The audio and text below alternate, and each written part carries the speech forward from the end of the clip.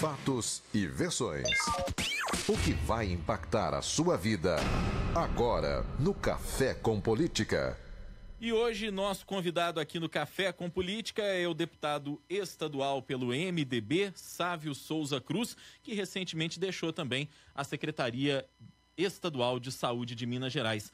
Bom dia, deputado. Bem-vindo de volta, o senhor que foi dos nossos primeiros entrevistados aqui no Café com Política. Bom dia, Rodrigo. Bom dia, Delma. Aproveito para cumprimentar e dar o meu bom dia a todos os super ouvintes, para usar a expressão da minha amiga Raquel Faria, e registrar a alegria de voltar aqui, um espaço tão importante que a Rádio Super criou para a discussão do fato político em Minas Gerais. Bom dia. É exatamente isso, deputado. E a gente quer começar falando com o senhor a respeito da polêmica que se tornou dentro do MDB o processo de expulsão pelo qual o senhor acabou passando. E a gente tem acompanhado aí os desdobramentos, tem visto um MDB absolutamente dividido em Minas Gerais, no que diz respeito a que caminho tomar nas eleições deste ano. Então a primeira pergunta que eu faço é em que pé está esse processo e como é que o senhor está se comportando diante disso, uma vez que o senhor é um MDBista histórico, né? Rodrigo, eu acho, já reiterei isso, inclusive publicamente, que esse pedido de expulsão, ele atinge muito mais ao partido e sua história do que a mim. O partido, para a gente lembrar, é o partido que lutou pela redemocratização, lutou pela volta do Estado de Direito e pelo fim da censura.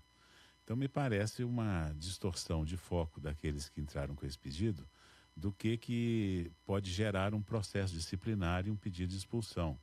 O MDB jamais praticou censura e jamais considerou delito de opinião, muito mais delito de opinião como passível de expulsão. E vira uma distorção que tem sido registrada por muitos que me acompanham nas redes sociais, que avalia o seguinte: nós temos no MDB quadros notórios, que inclusive estão presos, para citar o governador Sérgio Cabral, ex-ministro Gedel, ex-ministro Henrique Eduardo Alves, só para citar alguns, que não respondem a nenhum processo.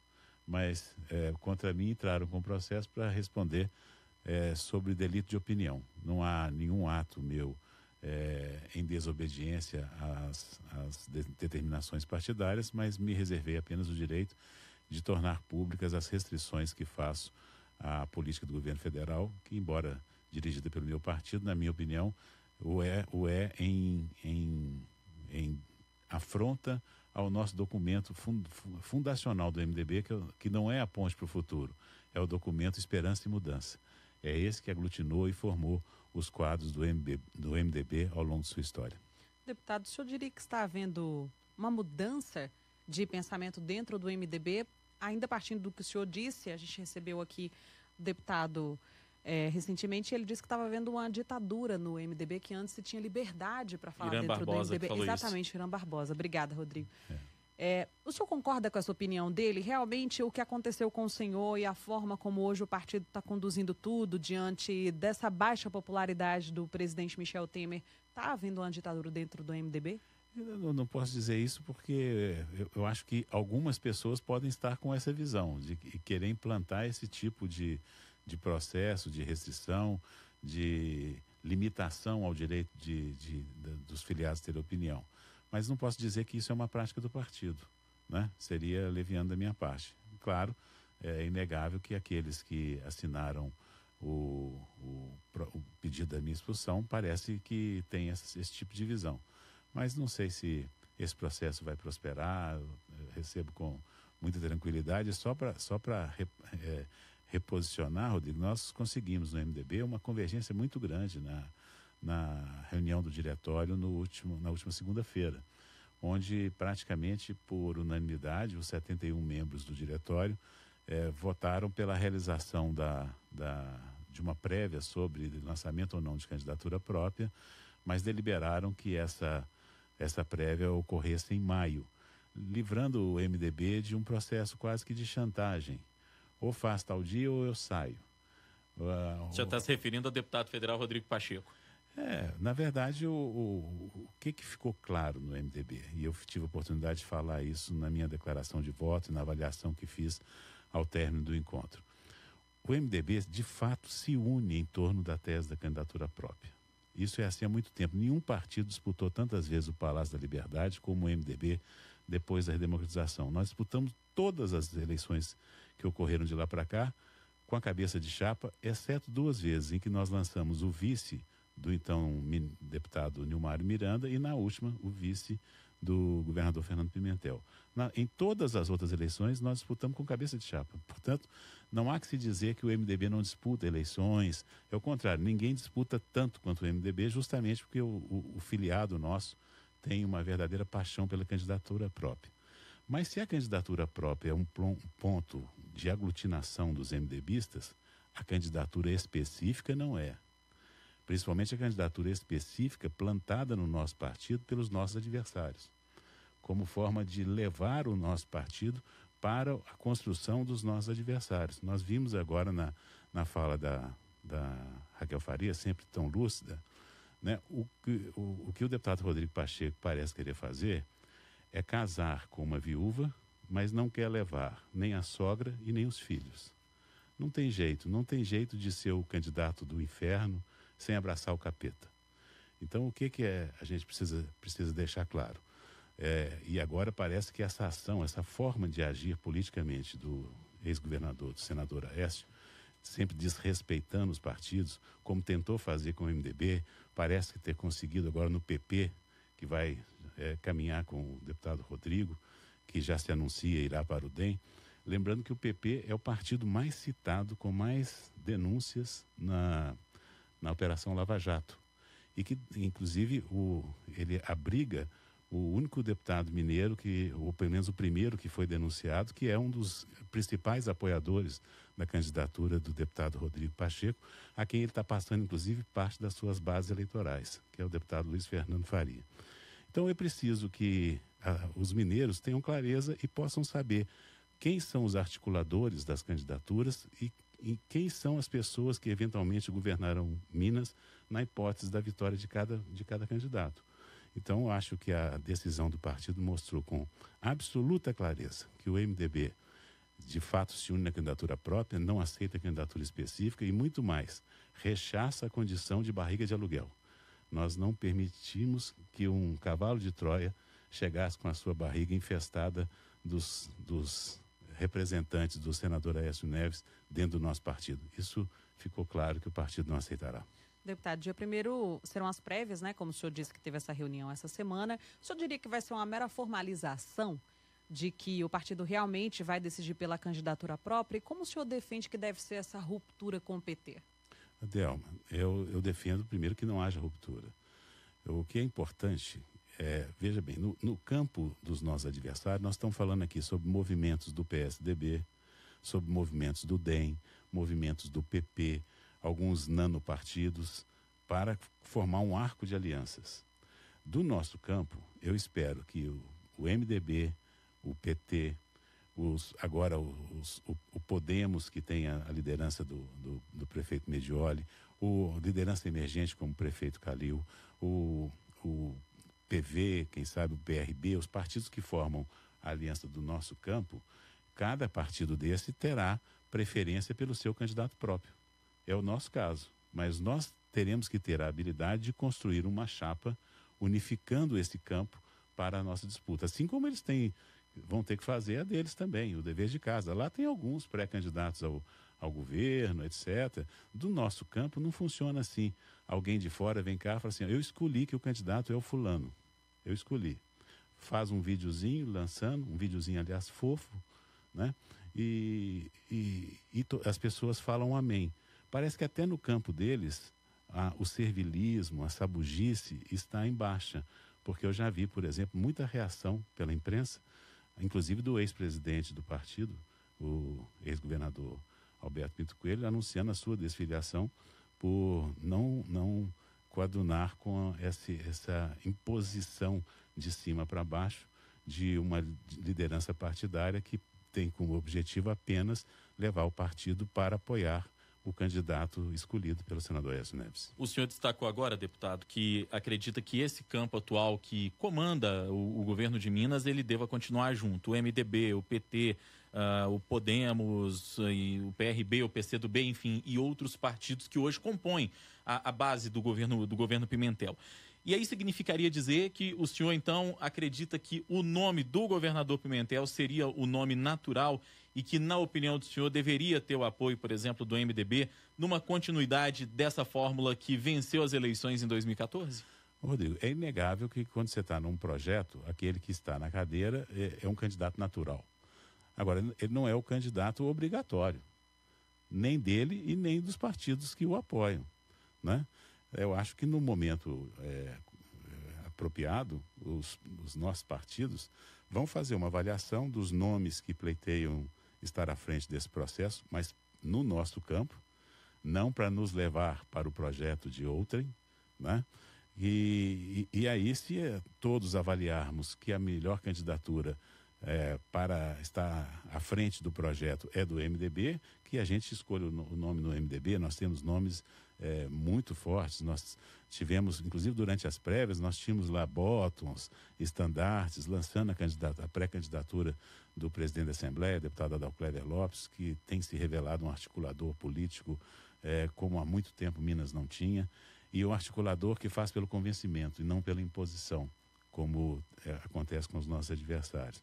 Nós temos, foram também muito citados os nomes do empresário Josué Alencar, como do deputado federal Leonardo Quintão. Então, o próprio deputado Fábio Ramalho também colocou o nome à disposição. Então, nós teremos, no momento exato, que avaliar esses nomes para apresentá-los não só internamente ao nosso partido, mas com essa capacidade de apresentar aos outros partidos que compõem o nosso arco de alianças e a demonstração de que talvez seja melhor que o candidato do MDB esteja à frente. É claro que nós temos esse pensamento, muito provavelmente o PT tem a preferência de que seja o projeto continue pilotado e tendo à frente o governador Fernando Pimentel, que tem feito um enorme esforço nessa quadra de dificuldade, é preciso que reconheçamos. Inclusive, pouca gente sabe, o resultado fiscal de Minas, que é pouco avaliado, é muito melhor, por exemplo, que do governo federal. Nós temos tido em Minas Gerais déficits decrescentes ano a ano nos últimos 3 anos. Ao contrário do governo federal, que com toda a agenda antipovo, de supressão de direitos trabalhistas, de liquidação do patrimônio público, sem adotar nada nisso, Minas vem conseguindo reduzir o seu déficit, enquanto que o déficit orçamentário do governo federal tem aumentado ano a ano nos últimos 3 anos. Ou seja, também no campo fiscal, o governo de Minas dá uma demonstração para o Brasil que é possível fazer o ajuste. Claro, não é que não tenhamos dificuldades, temos e muitas, mas sem abrir mão do nosso compromisso social. Nós não temos o colapso, por exemplo, na segurança que vive o Rio de Janeiro, que assistimos no Espírito Santo, o colapso do serviço público que a maior parte dos estados vem vivendo. E em Minas Gerais nós temos tido a competência de não deixar que os serviços públicos colapsem, né? Lembrando também que Minas Gerais, durante décadas, ano após ano, vem aumentando a sua dívida. E 2017 foi o primeiro ano, ao longo de mais de uma década, que a dívida de Minas não cresceu. Claro, pela redução dos juros, mas também pela nossa capacidade de pagamento dos compromissos e pela por não contrair novos empréstimos, né? Coisa que os governos passados fizeram à exaustão. Ou seja, mas então por que se a dívida não aumentou? Por que as dificuldades aumentaram? Porque o perfil da dívida está pior. Nós temos mais dívidas exigíveis em curto prazo. Mas o estoque da dívida de Minas diminuiu em relação ao ano anterior, coisa que não ocorria em Minas Gerais há mais de uma década. Deputado, como o senhor mesmo disse, o governo federal, o governo do presidente Michel Temer, tem muitas pautas antipovo, né? E não há como negar que todas essas decisões dele, obviamente, serão avaliadas pelo eleitorado quando vir um candidato do MDB aqui no estado. Então, como o partido conseguir se desvencilhar disso, dessa imagem do presidente Michel Temer, para viabilizar realmente uma candidatura aqui no estado?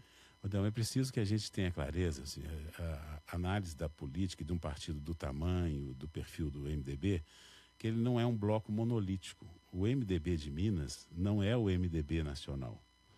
O MDB de Minas se diferencia muito do MDB federal e até os deputados, aqueles filiados que são solidários ao governo Temer, são críticos ao governo Temer em relação ao abandono de Minas, né? O governo Temer é o primeiro governo desde o Império que não tem um ministro mineiro, né? E isso, não acredito que nenhum mineiro de qualquer partido possa estar de acordo com esse abandono feito com Minas Gerais. Então, uma candidatura em Minas Gerais, majoritária do MDB, seja na cabeça de chapa, seja compondo a majoritária, será avaliada pelo perfil do MDB de Minas, não pelo perfil do governo federal, do MDB, do MDB nacional, e sim com o perfil nosso. Lembrando que nós estamos nesse campo, nós denunciamos essa maneira desavergonhada de fazer política do senador Aécio Neves desde o tempo em que ele era uma espécie de imperador de Minas, em que ele impunha pelas verbas publicitárias censura e transformou a comunicação num plano de marketing pessoal. Nós todos nos lembramos, ainda está viva na nossa memória, estão vivas aquelas campanhas Minas Avança, Minas dá o caminho, PIB da China, déficit zero, e aí por aí vai. E quando se abriram as contas, nós vimos que Minas estava absolutamente quebrada, dilapidada, e o governador Fernando Pimentel tem, com muito sacrifício, com muita perseverança, como diz a publicidade do governo, com diálogo, equilíbrio e trabalho, buscado reduzir essas carências e esse endividamento e essa quebradeira que os governos tucanos impuseram em Minas Gerais, lamentavelmente, enquanto vendia-se para a população um plano de marketing para dar sustentação ao projeto, sempre o projeto de poder do então governador Aécio, que a gente já denunciava há muito tempo. Agora se descortinou a todos os brasileiros o verdadeiro perfil do senador Aécio Neves. Depois da divulgação das gravações, das filmagens, da escolha de um primo que possa ser morto para que não faça delação, isso tudo veio à luz muito posteriormente à ação que o MDB de Minas já fazia, denunciando essa forma de ação política do governador em Minas, e o MDB de Minas continuará nesse mesmo campo, com a mesma garra, para impedir que esse tipo de projeto tome conta de assalto Minas Gerais novamente, seja diretamente com o senador ou algum dos seus escolhidos para fazer essa função. Deputado, o senhor, como a gente disse no começo da entrevista, deixou recentemente a Secretaria de Estado da Saúde, uma área que é crítica na administração pública como um todo e que, nesse contexto de crise, sobretudo pelo qual passa o Estado, talvez seja a área mais crítica. E eu queria que o senhor falasse um pouco dessa experiência e te pergunto, diante das dificuldades que o senhor viveu, até dificuldades de fazer repasses para os municípios, que a gente tem essas notícias, o senhor saiu de lá frustrado com o que não foi possível fazer por causa desse cenário de crise devastador realmente? Não, frustração nenhuma. Primeiro com a sensação do dever cumprido, porque, como eu disse, também na saúde, com todas as dificuldades, não permitimos que ocorresse o colapso. Nós não tivemos fechamento de unidades hospitalares, algumas temporárias que a gente conseguia retomar, sempre com muita dificuldade. Nós tivemos um êxito monumental no combate da febre amarela. Eu lembro que quando surgiram os casos em 2017, né, nós corremos para adquirir seringas que a gente não tinha para fazer a vacinação. Eu mandei cada subsecretário ficar na sede de uma macro na região leste. A gente convocou todos os enfermeiros da Polícia Militar para reforçar o processo de vacinação, que tinha que ser feito principalmente nas áreas limítrofes, das áreas rurais. Nós pegamos contingentes da Polícia Civil, helicópteros, todos os caminhões frigoríficos nós foram mobilizados, porque a gente tinha que levar a vacina e repor sempre, quase que diariamente, porque nos postos de saúde, às vezes, você tem uma geladeira comum, e a vacina da febre amarela ela é termossensível, ela só consegue sobreviver a um gradiente térmico de 7 graus. Então a gente tinha que levar amanhã e levar depois da manhã, e nós fizemos algo que não tem precedente na história, acredito que mundial, de vacinar mais de 1,5 milhão de pessoas numa área maior que a maioria dos países da Europa, num período de 7 dias. E é por isso que nós conseguimos que essa epidemia não tivesse consequências ainda mais drásticas. E agora, no surto de 2018, nós já tínhamos uma cobertura vacinal de 83%. Lembrando que quando eu assumi, a nossa cobertura vacinal era de 46%. Nós já em 2018 já tínhamos chegado a 83%. Dependendo de alguns critérios, como, por exemplo, o Ministério avalia, a gente já teria passado de 90%. Nenhum estado tem essa cobertura. Eu acho que com toda a dificuldade, com toda a falta de recurso que nós conseguimos fazer, me orgulha muito e orgulha da equipe e dos servidores da Secretaria de Saúde, que foram assim abnegados, e eu passei também pelo meio ambiente. Eu falo sempre que tanto os servidores do meio ambiente como da saúde têm uma característica que os diferencia, porque eles são, além de servidores, são militantes da causa. Tanto no meio ambiente eu vejo esse perfil, como na saúde, o que a gente tem lá são verdadeiros militantes do SUS. Perfeito. Deputado estadual Sávio Souza Cruz, do MDB, foi nosso entrevistado hoje aqui no Café com Política. Gostaria de agradecer mais uma vez a sua vinda aqui. Foi um prazer recebê-lo novamente, deputado. Muito obrigado, Rodrigo. Obrigado, Delma. Agradeço a Rádio Super e me coloco sempre à disposição num espaço tão importante que já se consolidou no debate político do nosso estado.